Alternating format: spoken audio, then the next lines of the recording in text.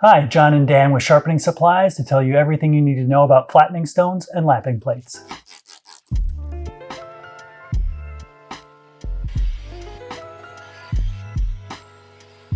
So Dan, how does a flattening stone differ from, say, a water stone? Sure. So they're going to be harder than the water stones. Makes sense. You're going to use something harder to, change the shape of something that's softer. Sure. Also, they tend to be coarser. They're going to be more aggressive, remove grit faster than the stone that you're flattening. They tend to be as well larger than the water stones. That's not universally the case, but many of them are larger than the stone that you're flattening. Just makes them a little easier to use. If I'm using a flattening stone or a lapping plate, will that wear out my water stone? No. Water stones get out of flat. You need to flatten them. We're only going to remove as much material as we need to get it back to flat, no more. What we usually do is we'll take the water stone, mark the surface with a pencil, put it down on your flattening stone, rub it around, keep checking that pencil. As soon as the pencil lines disappear, your stone is flat, stop. You don't need to remove any more material. There's another thing to keep in mind with that too. When you're using your water stone, keep the wear spread out over the entire surface as much as you can. Don't just go back and forth in the middle. You'll wear a groove. If you keep the wear spread out, keep the stone as flat as you can, as long as you can, you won't have to flatten it as often, and that'll keep the wear of the stone most efficient.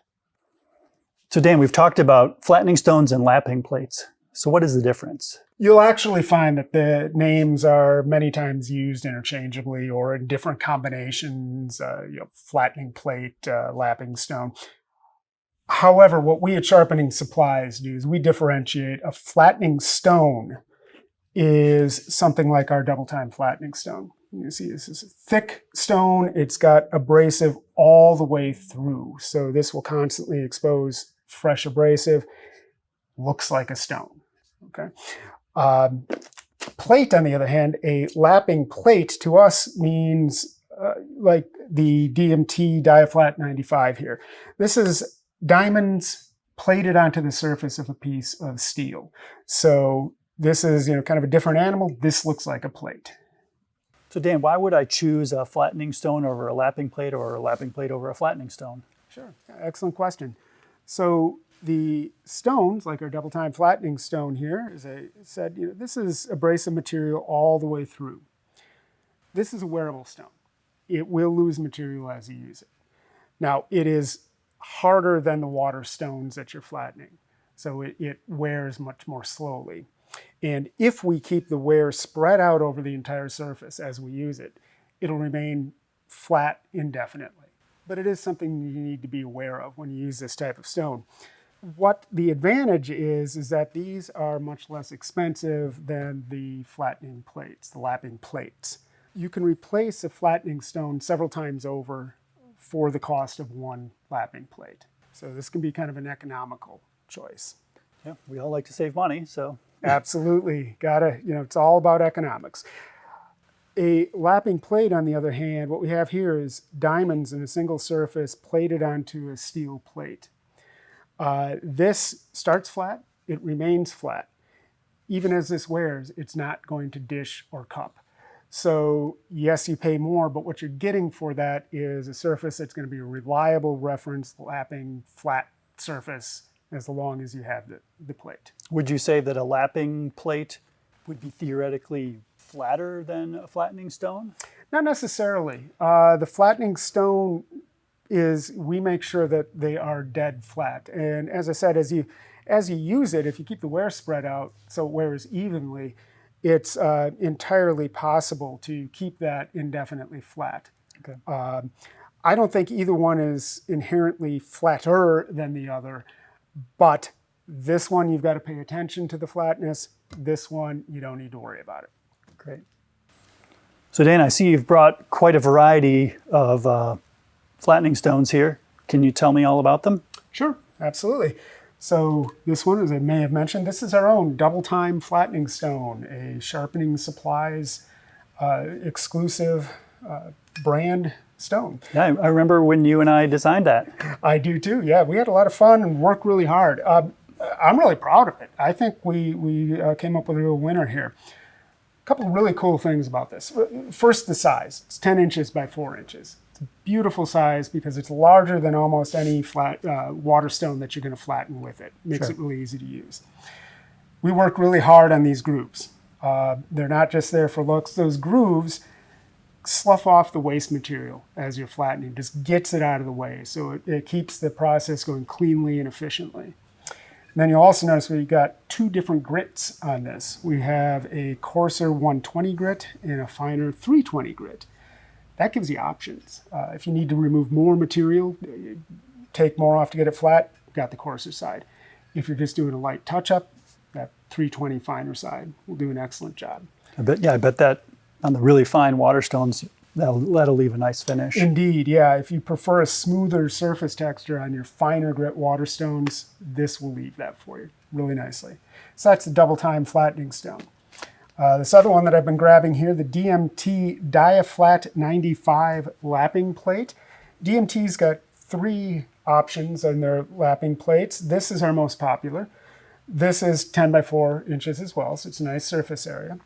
It is a 160 grit, which is a nice grit. It's both aggressive enough to remove material, but it also is fine enough that it leaves a pretty smooth surface on your water stone. They have this stone, the Diaflat 95, in an 8 by 3 version as well. So if you need something a little smaller, a little more economical. And that, by the way, is a Sharpening Supplies exclusive. You won't find that stone in any other vendors. They also make this in the Diaflat, which is the same thing, but it's 120 grit, a little bit coarser.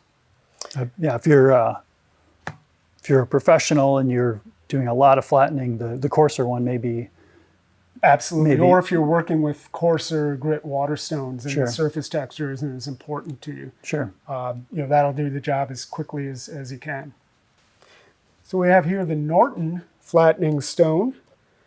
This is a nice one. They sell this alongside their Norton water stones. This is very kind of a good basic workhorse flattening stone. Got the nice grooves in there to clear material. It's a nice size. You can use it stationary, or if you really want, you can also hold this one and use it in motion. Naniwa's got 3 really cool options here. We've got the A102. See, this one's smaller. This is intended to be handheld. If you prefer to flatten your water stones by holding the flattening stone and moving it over the water stone, then this one's a really good option. Sure. Sure. This one, as I'm sure you noticed, is pink. This is made of a different material, and it's harder wearing. It is really nice if you're working with kind of the harder end of water stones, or you really want to make sure that you get the longest wear time as you possibly can out of your flattening stone. Okay. This beast, the A120, this is the largest flattening stone that we have. This is all about surface area. If you just want a big surface area to work with, this is the one. It's definitely impressive. Yeah, it's almost coffee table size. Very handy. Then we have some different companies make diamond lapping plates. We've got the Shapton diamond glass lapping plate. I like to think of this one as the high-end sports car of the options. It's just beautiful to work with. It's very nicely made. It's nice and massive.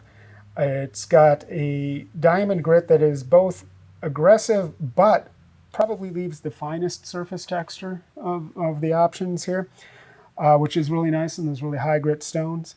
It's got this well thought out pattern of grooves here to clear material as you use it. So if you like just the coolest one, these are really nice. And we've got Atoma. Atoma's Japanese made. These are, the nice thing about these, the cool feature is that the diamonds are attached to a thin plate that is then kind of glued onto a thicker plate. When this wears out, you can peel that thin plate off and replace it. So the replacement factor on these is, again, an economical decision. There's 4 different grits to choose from. So the coarser are probably more appropriate for flattening. Generally, yeah. For flattening, you're going to use the coarser. I think it's a 140 or a 400 are the most commonly used for the flattening operation.